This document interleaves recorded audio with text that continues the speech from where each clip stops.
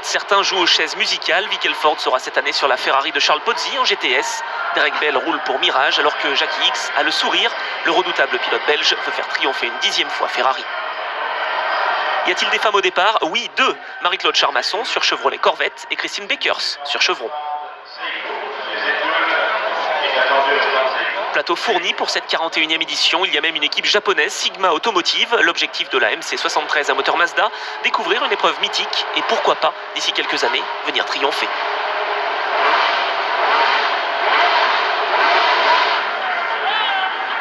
Justement, en parlant de succès, en voici une qui a marqué l'histoire. Cette Shonare Walker numéro 9 a remporté la première édition des 24 heures du Mans en 1923. 50 ans plus tard, Le Mans se penche sur son passé et a décidé de faire honneur à des véhicules devenus mythiques de la classique Mansell.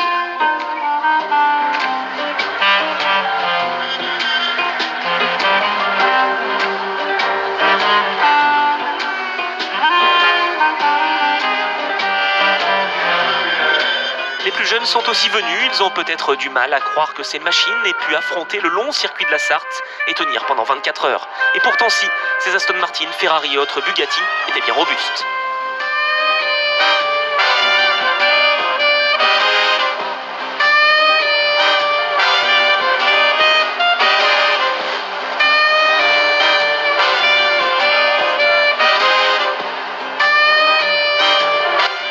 Anciennes ou plus modernes, tous ces bolides ont beaucoup de valeur aux yeux des milliers de curieux et connaisseurs, désormais adeptes de ce traditionnel rendez-vous de la mi-juin dans la Sarthe.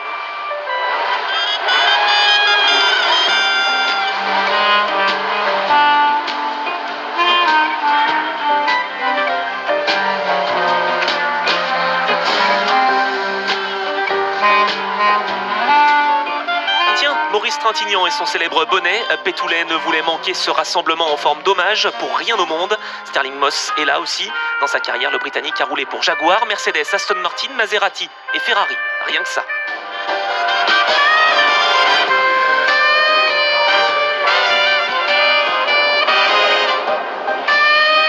Elles n'ont peut-être plus la forme de leur jeunesse, mais elles roulent encore, ces belles mécaniques.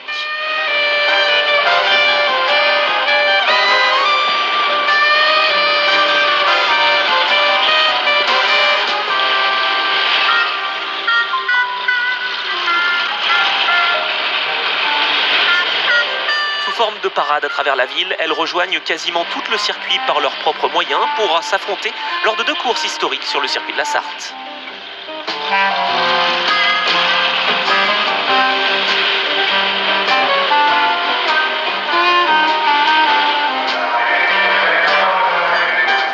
Pour cette première course qui met en scène les voitures de l'avant-guerre, la tradition est respectée puisque les pilotes courent vers leur bolide avant de se lancer à l'assaut des 13 km 640.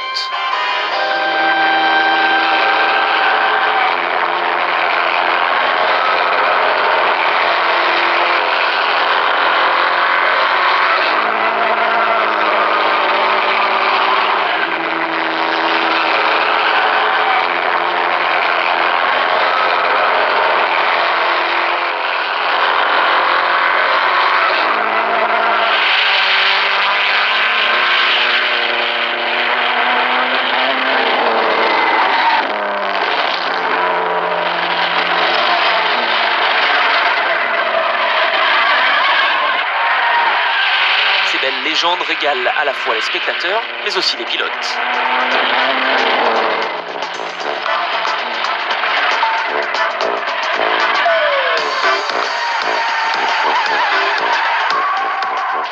Certes victorieuse en 1923, la Shonare Walker a un peu plus de mal face à des adversaires plus modernes.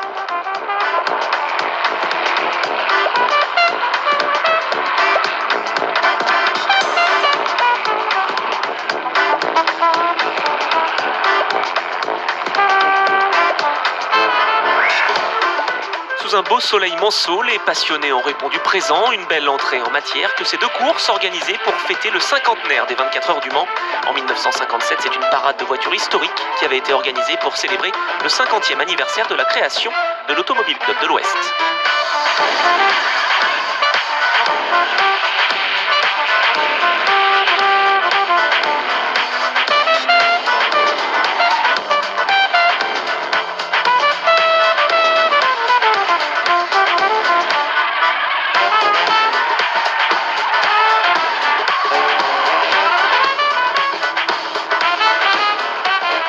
cette course, tous les pilotes se prennent au jeu. Une fois que le moteur est en route, ils ne sont pas là pour faire de la figuration.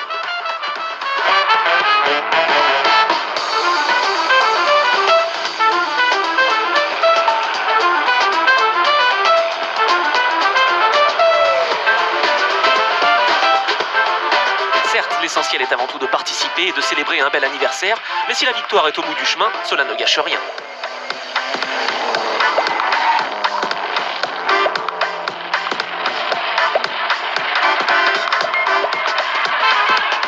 Tous n'auront pas la réussite escomptée. Maurice Trintignant et Henri Pescarolo le savent, pour s'imposer dans la Sarthe, il faut de la persévérance. Et dans cette première course historique, c'est une Bentley qui l'emporte. La marque britannique, qui s'est imposée à 5 reprises au Mans en 24, 27, 28, 29 et 30, ajoute donc un 6e succès, honorifique celui-ci. Une victoire qui n'aura pas été facile, n'est-ce pas monsieur ?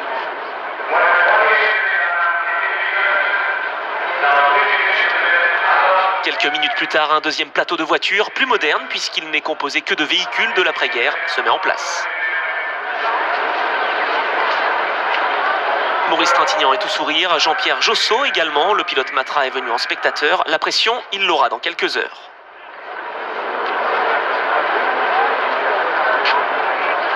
Un nouveau départ typlement est donné, attention quand même aux accrochages, il ne s'agirait pas d'abîmer ces belles voitures.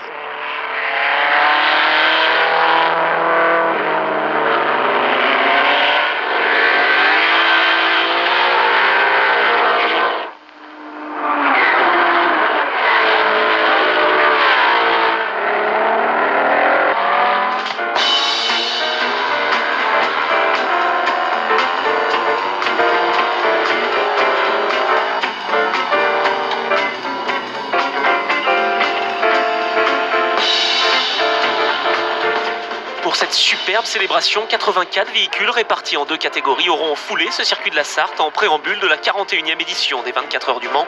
Un bon moyen de faire monter la température avant le grand rendez-vous de ce week-end.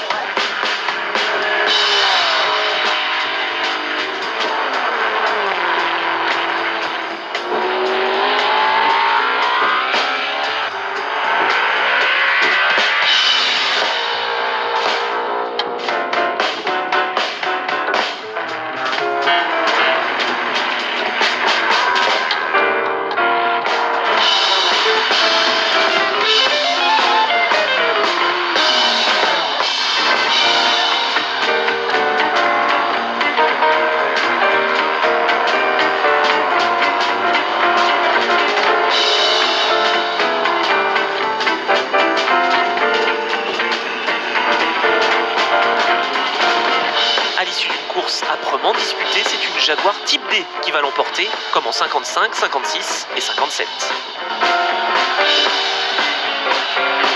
Les 3 pilotes sur le podium ont même droit à une belle cérémonie en leur honneur, douche au champagne comprise.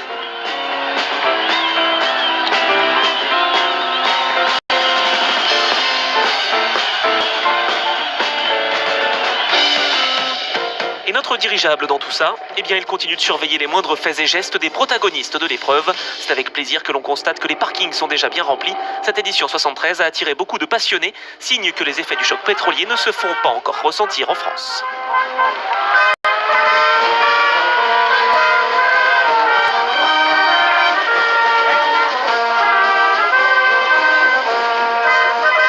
Samedi 9 juin, le jour J est arrivé, la traditionnelle fanfare est bien là, les drapeaux des différentes nationalités engagées sont brandis.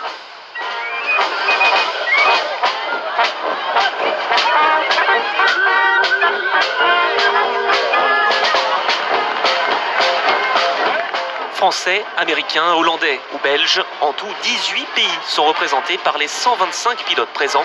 Les hostilités vont bientôt pouvoir commencer.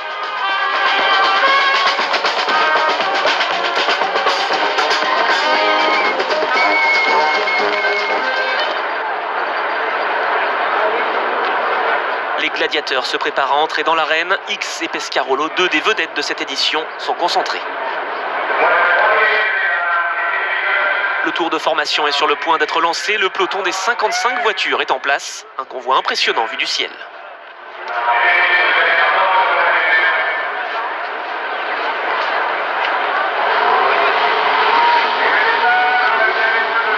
Doutant de sa fiabilité sur 24 heures, Ferrari avait décidé de faire l'impasse l'an dernier. Cette année, la Scuderia a frappé fort aux essais puisque la première ligne est 100% italienne avec la 16 de Merzario Pace devant la 15 d'X Redman, la 3e 312 PB, celle de Schenken Rothman est 5e.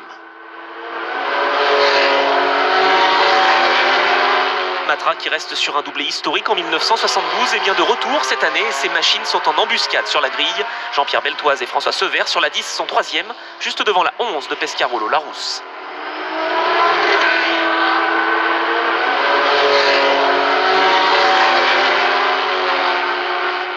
Le peloton est lancé à petit trot pour ce tour de reconnaissance du circuit. Rappelons que cette procédure de départ a été instaurée en 1971 après le dramatique premier tour de l'édition 69. Les pur sang sont derrière le Pescar. D'ici un peu moins de 10 minutes, ce sera le grand rush. La cavalcade de chevaux sera lancée au galop. Une fois encore, beaucoup de pilotes F1 sont engagés et plusieurs prototypes Ferrari, Matra, Alfa Romeo ou encore Mirage sont équipés de moteurs directement issus de la Formule 1, conséquence logique de la limitation à 3 litres de cylindrée des moteurs depuis 1972. L'endurance, et Le Mans en particulier, est bien en train de devenir un véritable Grand Prix.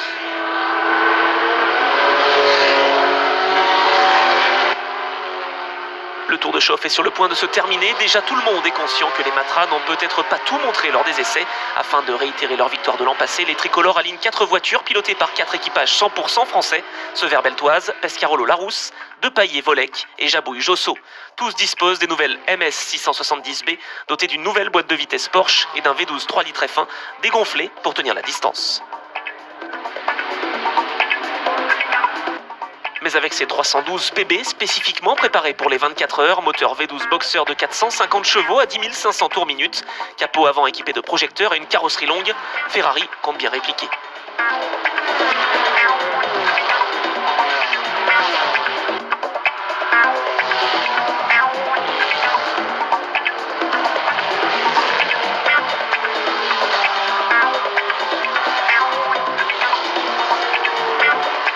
À 16h, la voiture du directeur de course s'engouffre dans la voie des stands et libère les 55 furieux. Le prix annuel, le grand prix d'endurance des 24 heures du Mans, est lancé.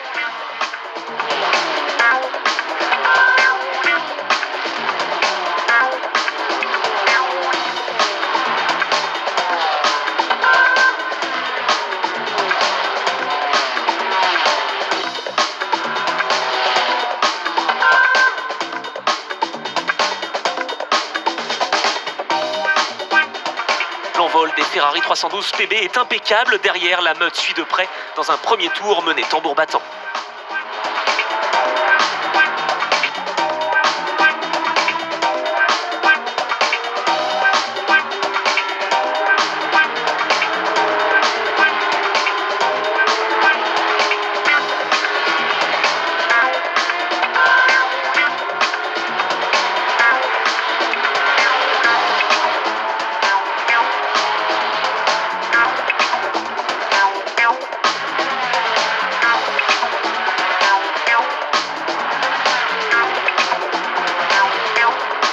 En tête, la Ferrari numéro 16 de Merzario Pace joue le traditionnel rôle du lièvre.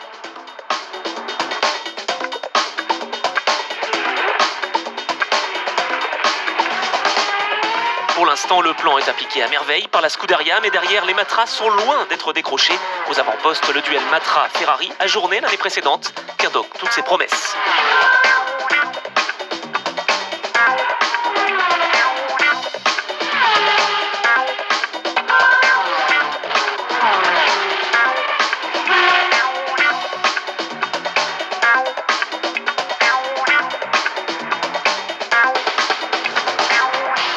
Avant-dernière étape du championnat du monde de sport prototype, les 24 heures du Mans 73 se parent d'un enjeu considérable pour leur cinquantenaire, un duel Matra-Ferrari qui n'est pas sans rappeler la grande époque des duels Ford-Ferrari.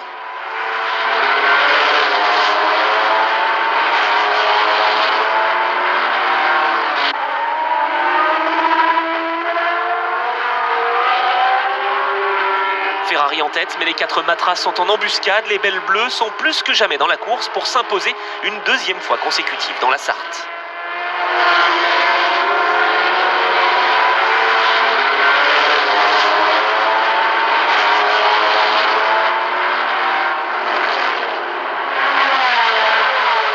Aux 7 premières places, 3 Ferrari et 4 Matras. Derrière, les Mirage, Lola et autres Porsche se contentent des miettes.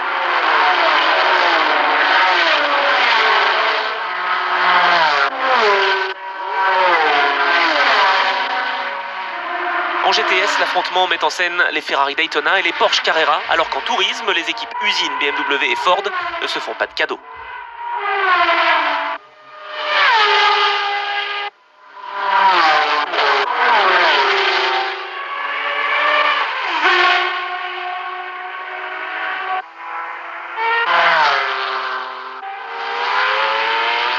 Au commandement durant les 2 premières heures de course, la Ferrari numéro 16 va connaître une fuite de carburant et céder sa première place à la Matra numéro 10 de Beltoise-Severs. Les Français prennent pour la première fois l'avantage face à Ferrari.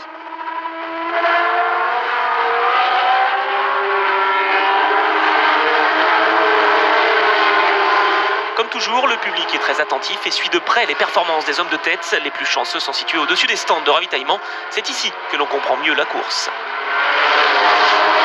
Et que faut-il comprendre? Que le rythme en tête est une nouvelle fois encore élevé, très élevé, tel un Grand Prix de Formule 1, un Grand Prix qui doit durer 24 heures.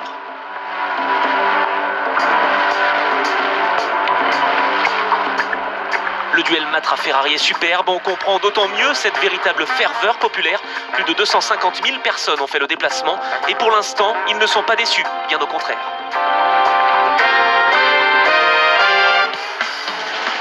Dans le Minaudière, l'impression de vitesse est là. Sur cette route nationale, les meilleurs bolides foncent à plus de 300 km/h.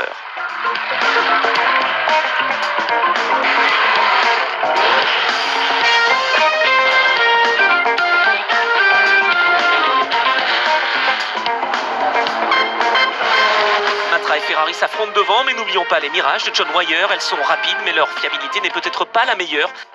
La 9 va se retirer après 1 heure de course. La 8 ira plus loin, mais ne verra malheureusement pas le drapeau à damier.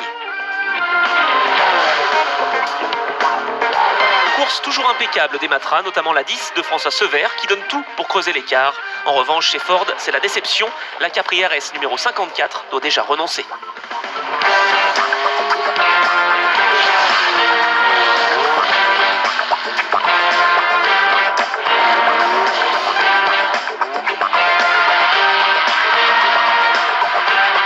Premier arrêt au stand pour l'équipe Matra, les 4 MS 670B suivent la même stratégie.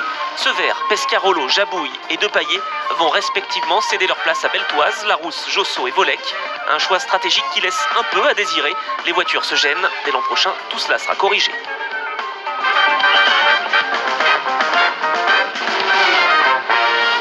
Patrick Depaillé a le sourire après son relais. Il faut bien dire que tout se passe à merveille pour les Français.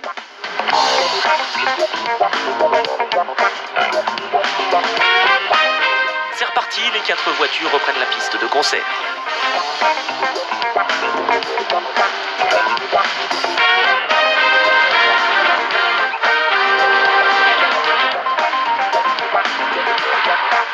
Dans les loges, les invités suivent la course intensément et notamment le ballet des arrêts au stand. C'est le cas des 2 Mirage GR8, celle de Bell Ganley, suivie de près par la 9 de Watson Heywood Choupan.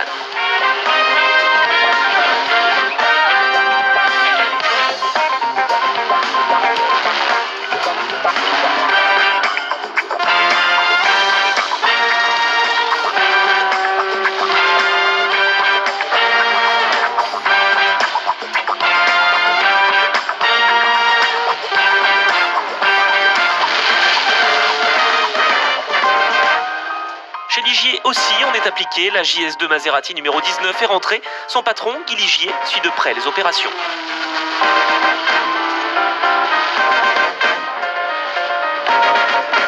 Départ prudent pour le duo équatorien Ortella-Merello. qui participe cette année à ses premières 24 heures, tandis que Tim Schenken est dans la voie des stands. Il attend son équipier Rothman.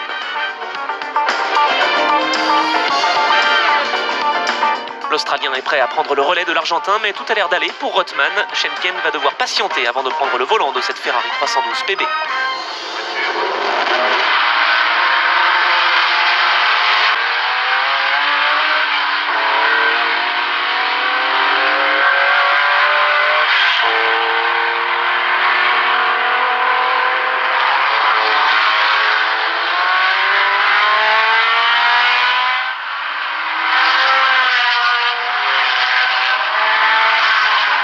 Au ralentisseur Ford, doublé d'un S depuis l'an dernier, les Matra continuent leur marche en avant. Après 3 heures de course, la 11 et la 12 sont au 3e et 4e rang, derrière la 10 de leurs équipiers et la Ferrari numéro 17.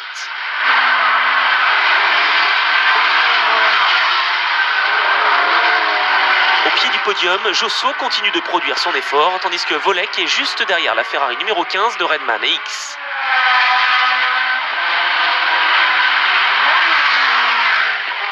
Attention aux erreurs de pilotage, avec le soleil couchant, la visibilité est réduite et les pilotes se font plus facilement piéger.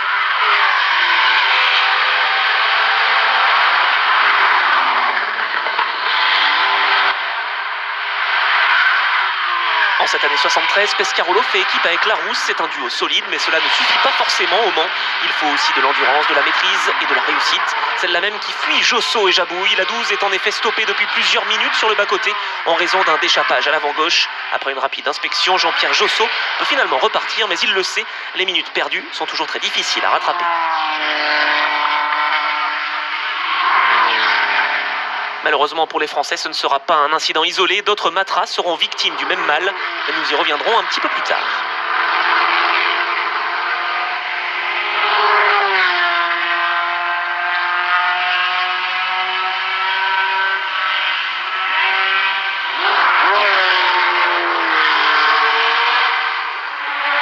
Bob Volek sur la 14 effectue un excellent relais avant de devoir renoncer durant la 5e heure de course.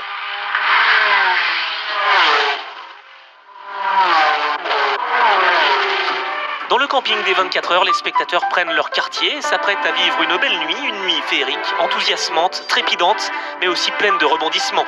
Ici, convivialité et joie sont les maîtres mots.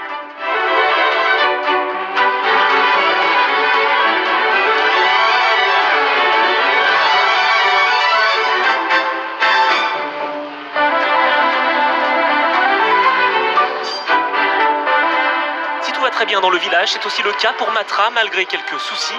À 21h, Depailler et Volek pointent en première position devant la Ferrari numéro 17 qui cravache pour tenter de résister au retour de la 11 de Pescarolo et Larousse. Rien ne va plus en revanche pour la 10 de Beltoise-Severs, leader pendant plus de 2 heures. 2 éclatements pneumatiques vont avoir raison de sa progression avant même d'entrer dans la nuit. Ce sera l'abandon pour la Matra.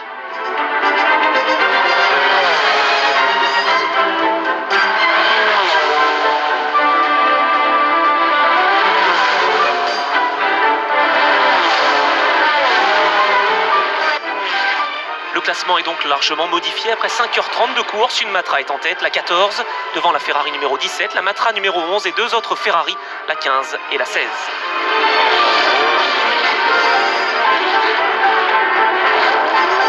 Profitez bien de cette voiture, elle parcourt ses derniers kilomètres en course. Chez Ferrari, après les soucis de la 16, les espoirs reposent désormais sur la 17 et la 15, respectivement 2e et 4e. La voiture de Josso Jabouille, très retardée en début de course, progresse méthodiquement dans le classement. Après avoir pointé en 30e position, elle est désormais aux portes du top 15.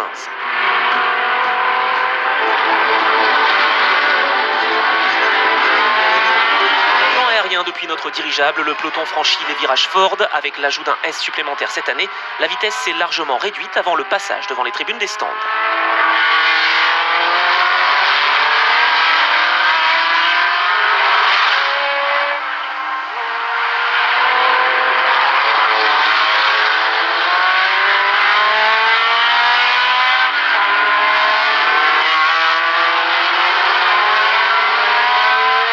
À 21h43, nouveau coup de théâtre avec l'abandon de la Matra numéro 14 sur problème de frein. C'est donc la Ferrari numéro 17 qui hérite de la première place. C'est déjà le 4e équipage différent qui mène cette 41e édition, décidément de plus en plus indécise.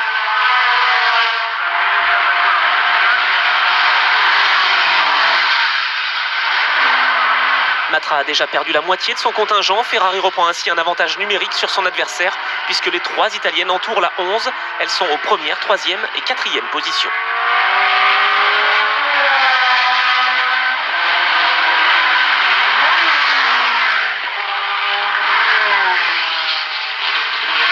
Revoici notre dirigeable. Durant la nuit, il sera encore plus précieux que d'habitude cette année. Une nuit qui plaît tant à Henri Pescarolo et son fameux casque vert. Lui qui s'était révélé en conduisant dans l'obscurité sans essuie-glace sous une pluie battante en 1968.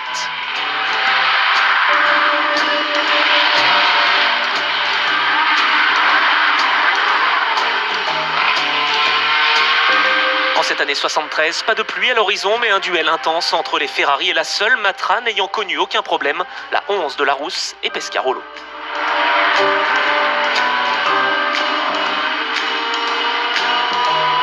Une nuit qui sera difficile pour l'Alfa Romeo numéro 60, 5e en début de course et contrainte de s'arrêter 2 longues heures à son stand. Mais surtout, elle sera fatale à la Ferrari de tête, la 17 de Rothman Schenken sur casse moteur.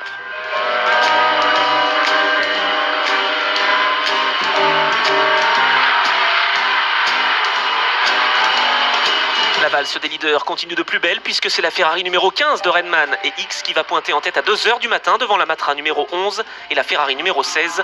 L'intégralité des équipages Ferrari aura mené cette épreuve alors que la 11 tourne toujours autour de la première place sans jamais pouvoir y accéder.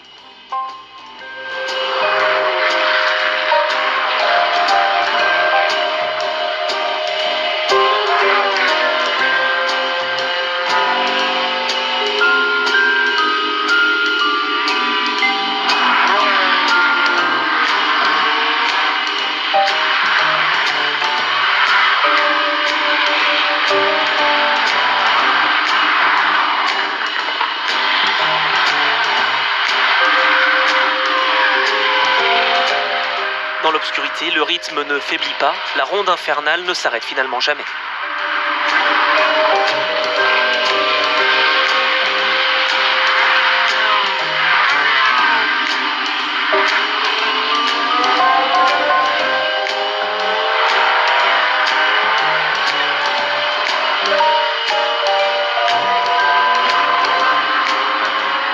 Et pour les spectateurs, l'activité est quasiment plus importante la nuit qu'en pleine journée. Magique les miroirs, à moins que l'on ne parle de rétroviseurs, ceux sur lesquels les pilotes doivent garder un œil attentif pour ne pas causer de dégâts dans le trafic.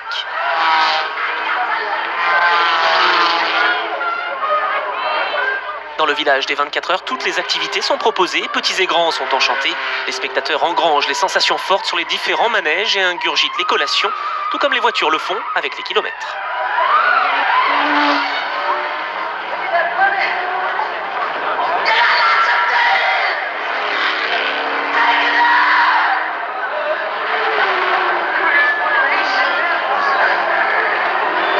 Ici, aucune limitation sur le nombre de tours de chauffe. Comme les concurrents et les équipes, les forains font leurs 2 tours d'horloge durant cette classique mancelle. Un rendez-vous annuel immanquable et incontournable pour les fans avides de sensations fortes.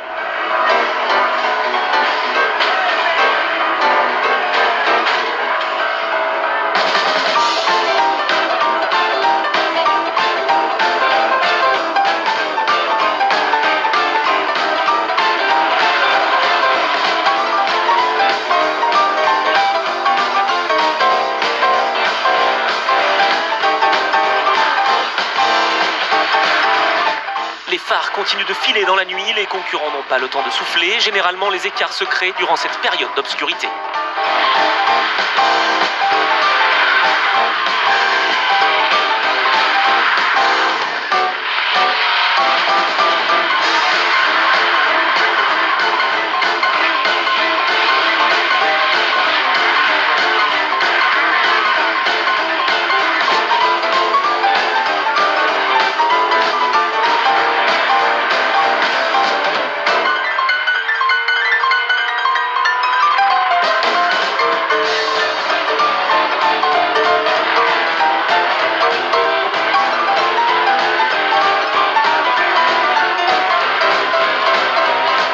Alors que l'on approche du point du jour, il reste une trentaine de concurrents en piste. Les rescapés de la nuit peuvent avoir le sourire, mais attention, il reste encore plus de 9 heures à parcourir. Rien n'est fait, rien n'est gagné.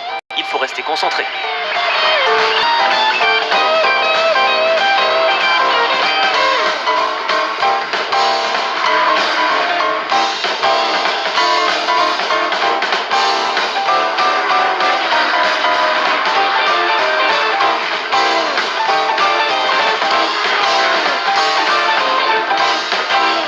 équatoriens ont passé la nuit et occupent actuellement la 10e place sur leur Porsche 908.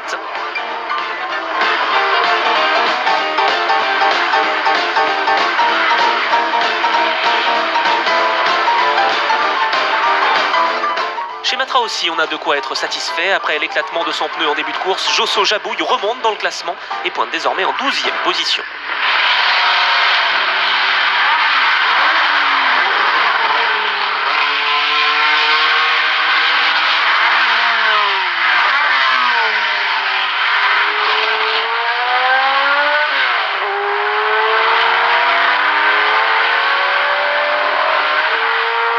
L'affrontement Ferrari-Matra est décidément exceptionnel pour ce cinquantenaire des 24 heures. Les 312 PB ont l'avantage depuis la 6e heure de course avec la 17 puis avec la 15. Mais la Scuderia n'est pas sereine pour autant.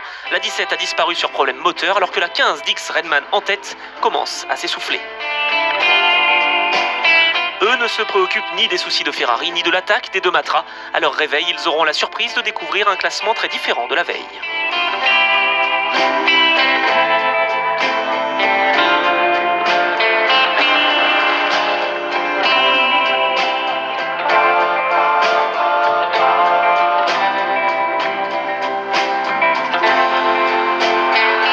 Position de sommeil pas toujours très orthodoxe, attention donc aux courbatures.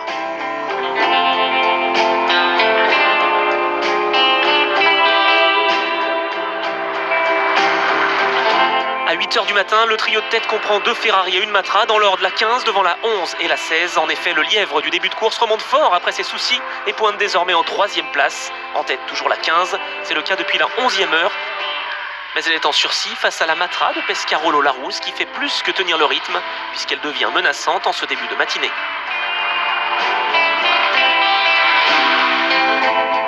Moment de convivialité dans le village avec le traditionnel petit déjeuner, l'occasion de faire le plein d'énergie pour vivre intensément les dernières heures de course.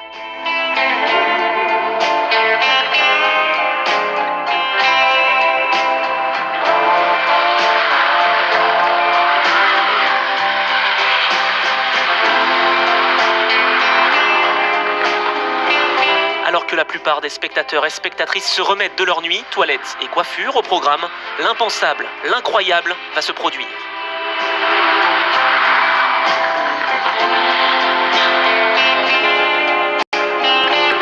À 9h du matin et contre toute attente, Ferrari doit céder le commandement à la Matra numéro 11 après 18 heures de course. Désormais Pescarolo et Larousse ont l'avantage, ils doivent en faire bon usage. Mais attention, la Ferrari numéro 15 n'est jamais très loin.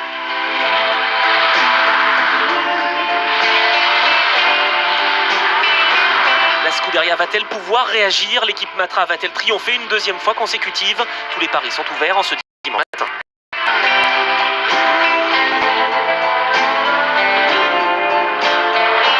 Pour Jackie X et Brian Redman, rien n'est perdu. La Ferrari numéro 15 attaque pour revenir sur la Matra de tête. Pour cette Lola numéro 7, le 164e tour sera fatal, fuite d'huile. Une liste des abandons où va également figurer la Mirage M6 de Bell et Ganley. La pompe à huile a rendu l'âme sur le moteur Ford Cosworth.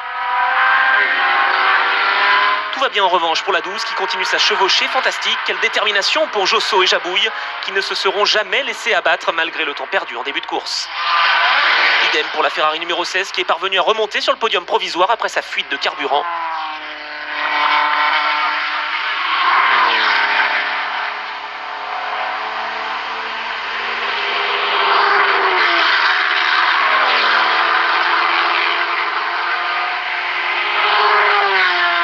Cette 365 GTB du Nart, c'est terminé. En revanche, rien n'est terminé pour la victoire finale. Tout reste ouvert entre la Matra numéro 11 et la Ferrari numéro 15 qui continue d'attaquer fort pour revenir sur les leaders.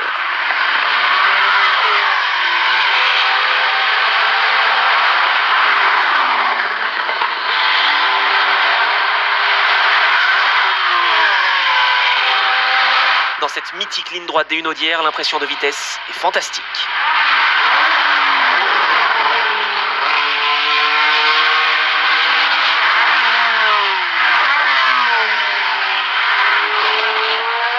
On retrouve le leader de cette 41e édition des 24 heures du Mans. Cette Matra numéro 11 est en proie à des difficultés puisqu'elle commence à connaître des problèmes de démarreur.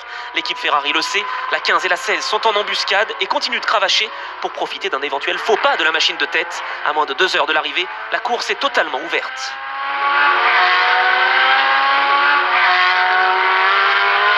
Pescarolo face à Redman, c'est le duel de cette fin de matinée.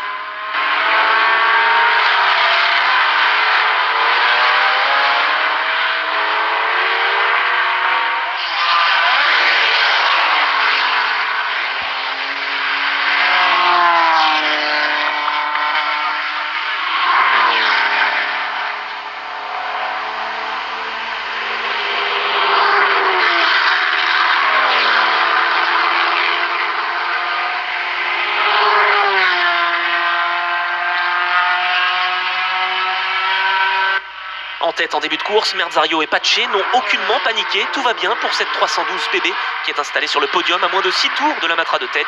Jabouille, lui, ne calcule pas. Sa seule préoccupation, attaquer comme un damné pour mettre la pression sur la Ferrari numéro 16 et tenter de monter sur le podium final.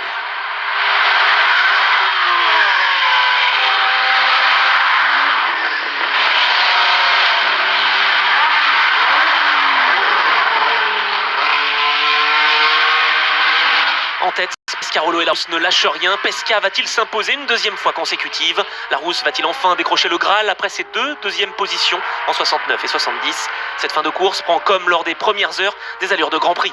Le suspense est à son paroxysme. Matra Ferrari, Ferrari Matra, qui va l'emporter?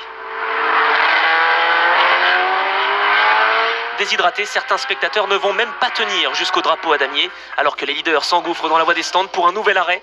Handicapés par leur souci de démarreur, Pescarolo et Larousse suent à grosses gouttes lors de chacun de leurs ravitaillements. La mécanique va-t-elle tenir?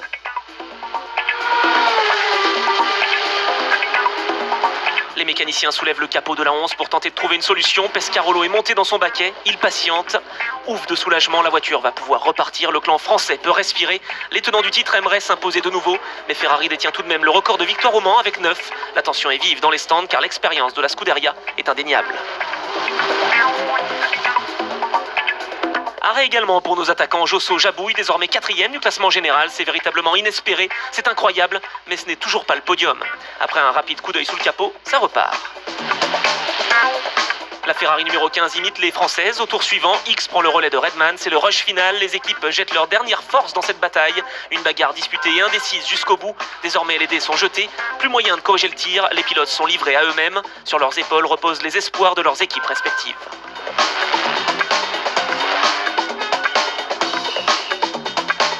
Cette tension ouvre l'appétit des spectateurs, une pause déjeuner qui tombe à point nommé puisqu'il reste moins de 4 heures dans cette épreuve. Il ne faudrait pas avoir une fringale et rater les derniers instants de ce duel sans merci.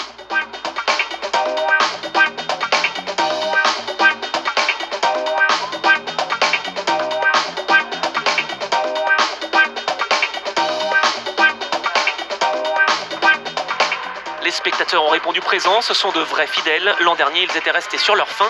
Cette année, personne ne veut rater l'épilogue de cette superbe édition 1973. Matra en tête, Ferrari sur ses talons.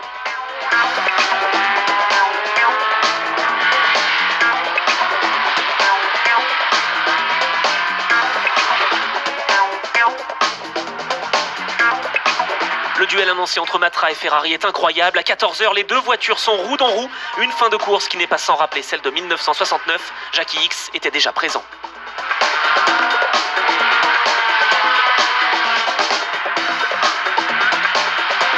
À Mulsanne, les équipes panotent les deux leaders. La 11 ne devance la 15 que de 5 secondes, ce qui est remarquable après 22 heures de compétition.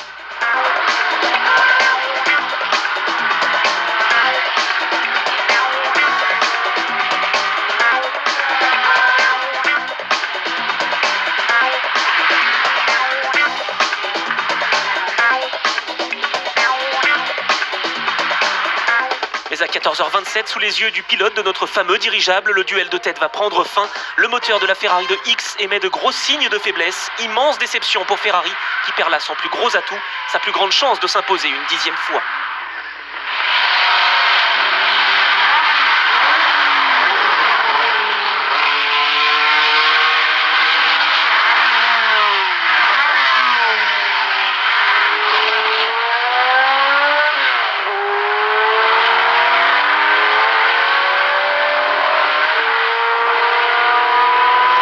Matra est plus que jamais en passe de s'imposer une deuxième fois consécutive. La 16 va s'emparer de la deuxième position du général après les ennuis de la 15. Merzario et Pache ont réussi à retourner une situation qui paraissait totalement compromise. Comme en 67 avec la Ford de Gurney et Foyt, le lièvre aura finalement été endurant. Henri Pescarolo se dirige lui vers un deuxième succès au Mans, lieu où 4 ans plus tôt il a failli perdre la vie en s'envolant dans la ligne droite des Hunaudières.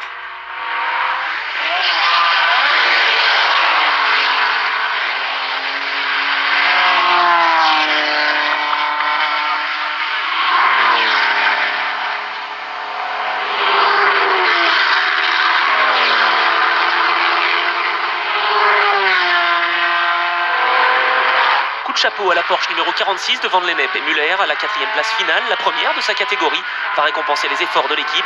Certes, ce n'est pas la victoire comme en 71 pour Van Lennep, mais échouer au pied du podium avec une Porsche Carrera est déjà remarquable.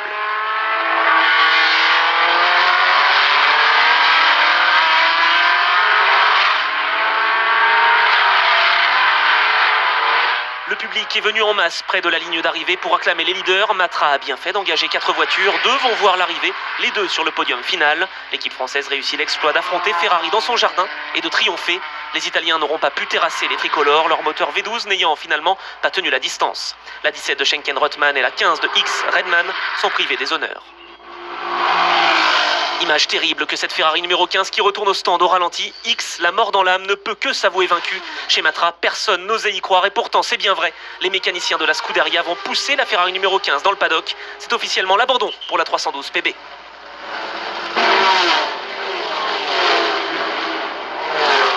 Ultime passage au stand pour la 11, Henri Pescarolo connaît la chanson, il s'est déjà imposé l'an dernier. Pour sa 7e participation, il sait qu'il faut rester calme dans ces derniers instants de course, les plus importants, les plus piégeux également. C'est reparti pour la Matra de tête. La 12 lui emboîte le pas. Quelle course de la part de Josso et Jabouille. Le grand blond reçoit les dernières indications de la part de son équipe et va repartir en piste. Les 2 Matra rescapés ont été solides et n'auront rien lâché jusqu'au bout.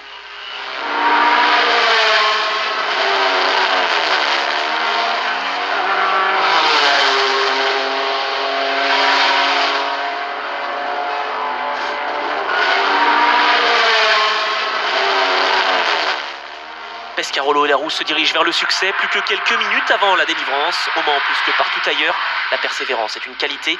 L'équipe française l'a encore démontré cette année.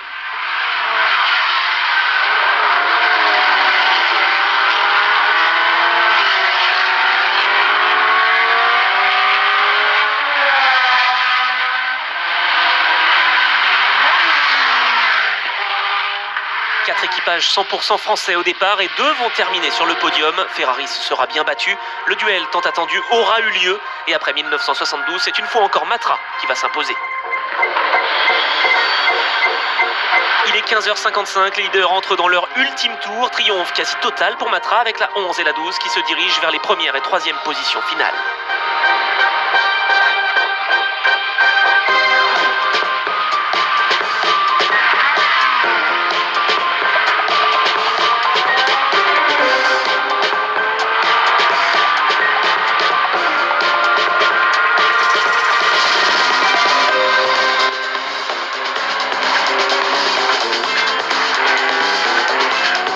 Il reste moins d'1 minute avant le passage sur la ligne des héros. L'état-major de l'Automobile Club de l'Ouest est présent. Personne ne veut rater ce nouveau succès français dans la Sarthe. 16h, le drapeau à damier est présenté aux premiers concurrents sur la ligne, mais tous attendent les voitures bleues. Et c'est fait, 2e victoire consécutive pour Matra au Mans. La France a vaincu face à l'Italie. Le public est en liesse lors de cette 41e édition des 24 heures qui aura été fantastique. Pescarolo et Larousse s'imposent devant la Ferrari 312 PB de Merzario et Pache, la seule rescapée. Le duo Jabouille-Josso, revenu des profondeurs du classement après une remontée d'anthologie, se classe finalement 3e. Scène de joie et de liesse entre le public et ses héros sur la ligne droite du Mans. Gérard Larousse est porté en triomphe, il a enfin réussi à s'imposer après ses 2 deuxièmes places. 4853 km parcourus à plus de 202 km/h de moyenne pour cette victoire française dans la Sarthe. Pescarolo et Larousse, 2 beaux vainqueurs, 2 persévérants, 2 pilotes populaires et appréciés.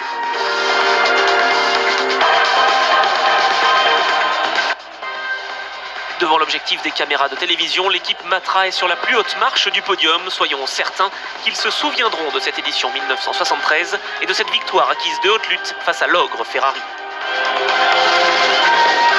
Oui messieurs, ne vous en privez pas, la douche au champagne est entièrement méritée.